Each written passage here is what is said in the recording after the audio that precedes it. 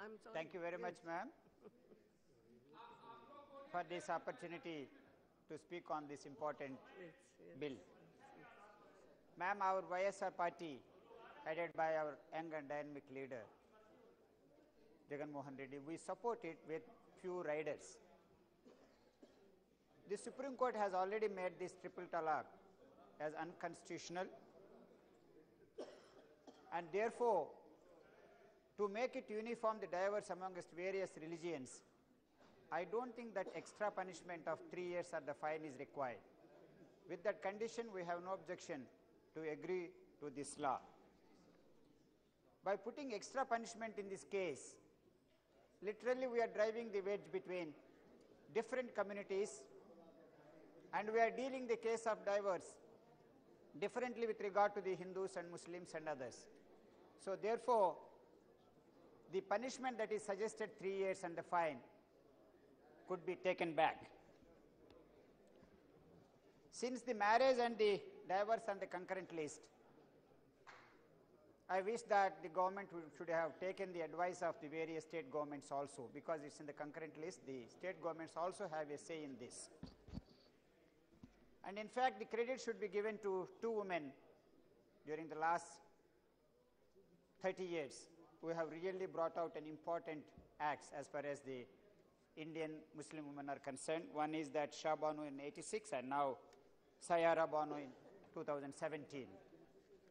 We give a lot of credit to them.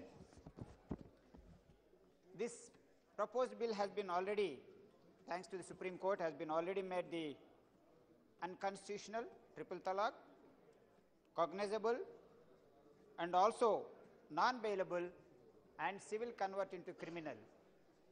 Beyond that, I don't see any reason for an extra punishment of 3 years. And I don't think that any survey has been done or a study has been done to find out that total how many cases of divorce have taken place because of the triple talaq. No doubt, it's a very pernicious and obnoxious law and the practice. But I don't think that any survey has been done, so it should have been done to say to this society and to the country that this is really affecting the woman to a larger extent.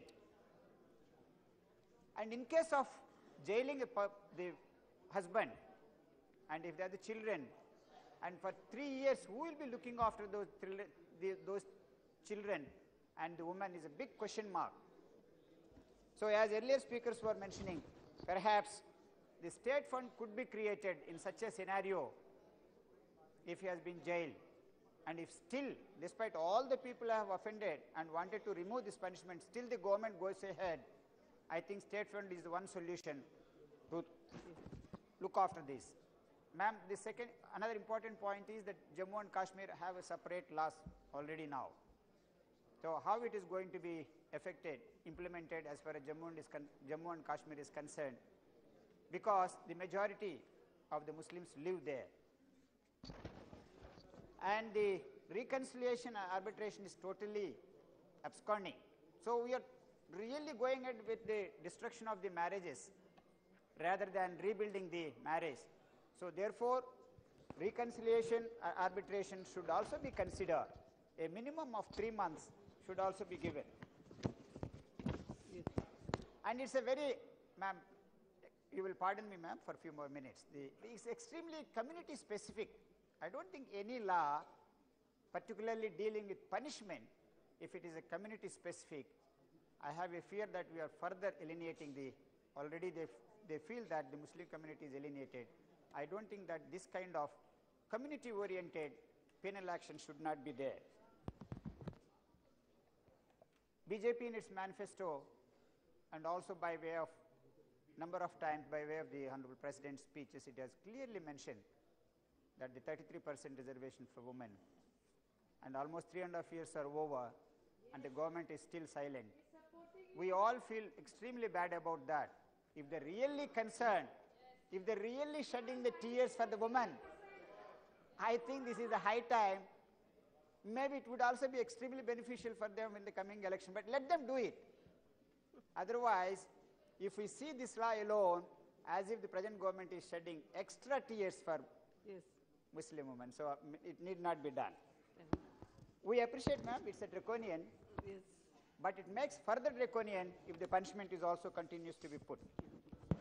There are more obnoxious practices like the dowry and devdasi systems.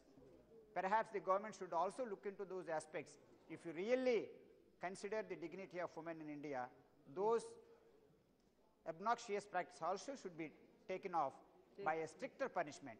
I thank you very much, ma'am, for this opportunity. Thank you, ma'am. Supriya Sule.